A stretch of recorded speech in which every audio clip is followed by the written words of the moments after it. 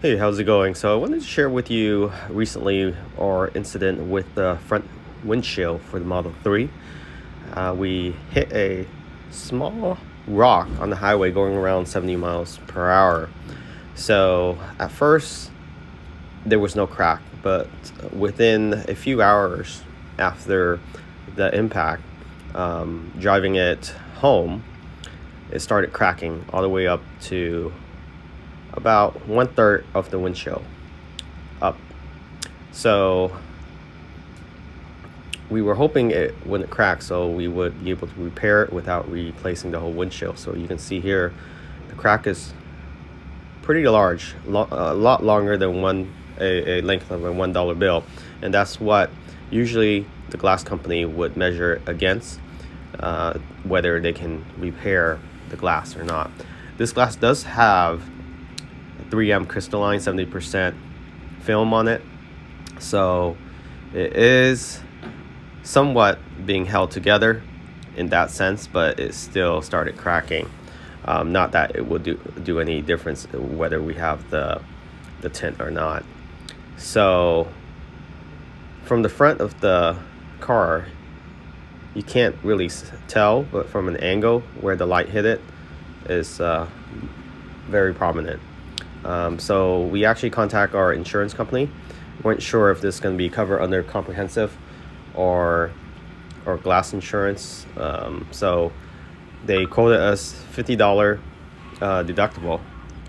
We thought our comprehensive would be $500. So that's great, and their contract with Safelite. So there's really no re-invoicing to the insurance company. And again, we have Geico, and their coverage for front windshield is $50. If you want the original manufacturer equipment, which is branded Tesla, I highly recommend that. Is an additional $150. And the reason why is because of the camera. There are some mounting harnesses that is slightly different in the generic version per the Safelite technician. After installation of the glass, you do want to recalibrate your autopilot cameras because Safelite would not do this, and same with any other windshield replacement company.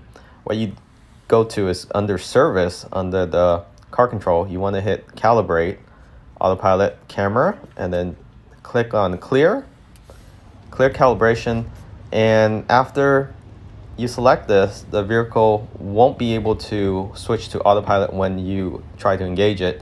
It will need to be driven approximately 50 miles, between 30 and 50 miles local highway speed before the autopilot functionality is back to normality. I also highly recommend calling a Tesla service advisor to come out, to have a technician come out just to check on everything on the installation and the camera, as well as if the recalibration did its job. And we have an appointment coming up in a few days, and we'll provide a follow-up update if there's any impact or any issues with that follow-up with Tesla's technician. Now, if there's a charge for this service, because it's not considered a warranty, Geico does provide additional coverage.